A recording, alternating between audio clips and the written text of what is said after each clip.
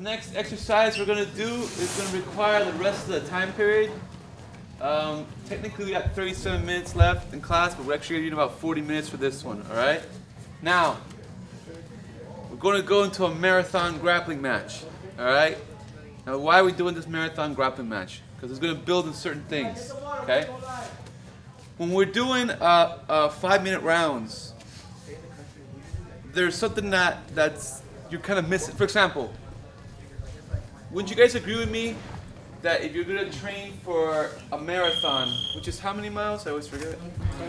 26 miles, 26.2 or 26 and a half. So it's a whole bunch of miles, all right?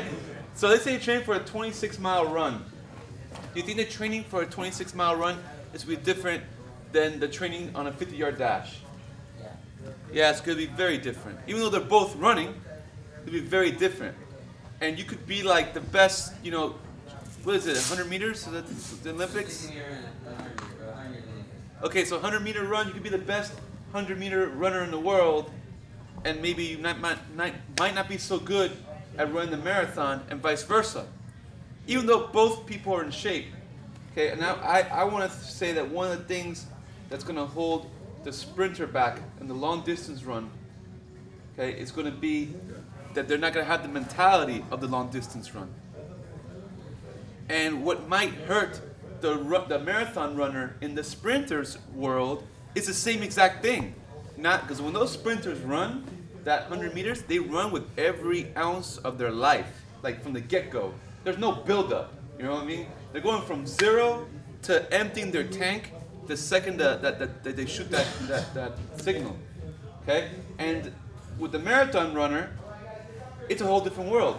So which is better? Well, I mean, if you're into running, I recommend you train both kinds of things, right? Well, the same thing with fighting. You don't know if the fight you're going to get into is going to be a sprint kind of fight, or if it's going to be a long distance kind of fight. And it really is going to depend on many variables.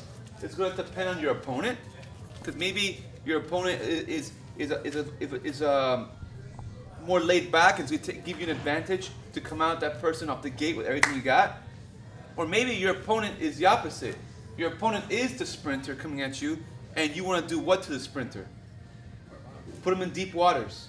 You want to lock up with him and let the fight go longer, because the longer the fight goes, the more their energy is going to go out.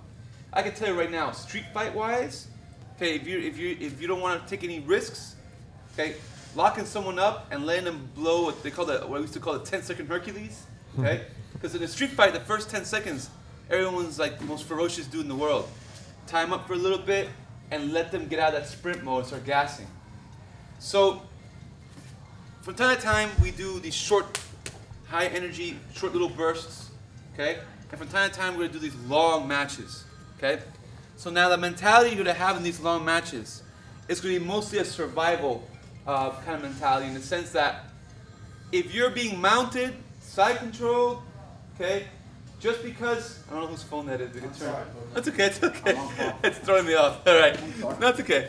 So, if you're getting mounted, okay, since we all think about points all the time, it might be easy for you to be like, oh my God, I'm losing, I'm mounted, and then give up, okay? Don't get me wrong, these positions matter big time, because in a real fight, if you're mounted, it means you might be getting punched or elbowed in the face. They do matter, but what matters more is you surviving this damn thing, okay? So just because you're mounted doesn't mean that it's time to, you know, prep for the tap, okay? You gotta be like, okay, I'm mounted, relax, take a breath in, take a breath out, and then wait for the opportunity to escape. And when the opportunity is there, that's where you turn on that little sprinter's energy for a second.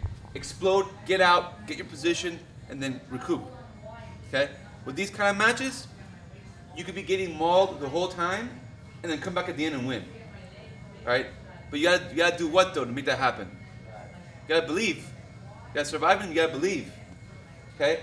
You will never consistently outperform your self-image. Okay? If you think your self-image at the moment is that you're losing and you're weaker and you're more tired, you're not going to just snap out of that. Okay? But if in your image, if you keep thinking to yourself, I'm going to win, I'm going to win, I'm going to win, no matter how bad the odds are stacked against me, That's how those comebacks happen. Okay, a comeback doesn't happen by luck. A comeback happens because it's earned. Okay, the guy getting beat up or the lady getting beat up the whole time, in their mind is seeing that they're gonna win this thing no matter what. And even though on the outside, like, bro, this person's getting killed, okay, they end up making that lucky moment, right? That's what people call lucky, right? Where they get the big shot or get a big takedown or a big submission.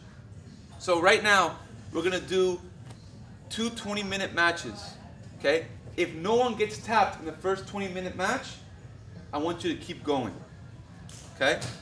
You guys understand that? So like if the first 20 minutes go and no one's been tapped, don't stop when the bell rings. Keep going. And the main goal, okay, is to get through these matches without giving up.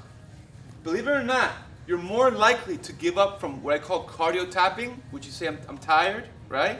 You're more likely to give up from that than to give up from an actual submission hold. Okay? And the key thing to understand is that cardio tapping is all in your head. Because if we were in the street and we were trying to kill each other, okay? Like if this was to the death, are you gonna say, yo, time out, man, I'm tired, bro.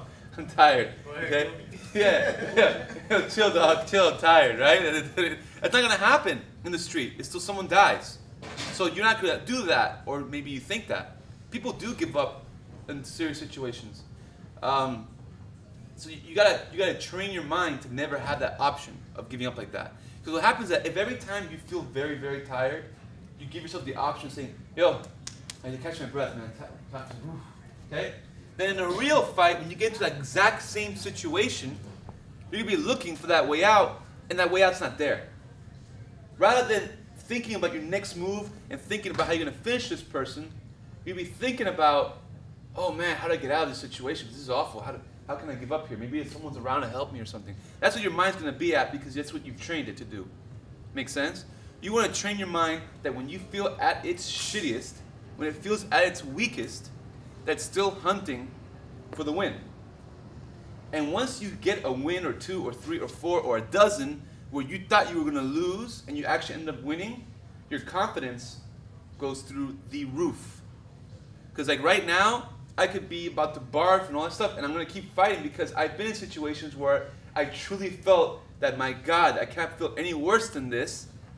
You know, maybe this guy will like slip and fall and hurt himself and get out of this thing, and all of a sudden I armbar him or I sweep him and leg lock him. And that stays with you. That stays with you forever. And now you know, like, okay, you know what, when I feel like this, I can get out of this. So what I'm hoping to do today is put you guys in some of those situations and you get your moment, and then you realize, hey, you know what? This ain't so bad. Okay? So for now, everyone the same partners. If you start getting manhandled, go into survival mode. Meaning that if you start getting side control, mounted, whatever, survival mode, meaning that you're just not gonna get tapped. Okay? And then from there, start building up to winning mode. Make sense? Get your partners.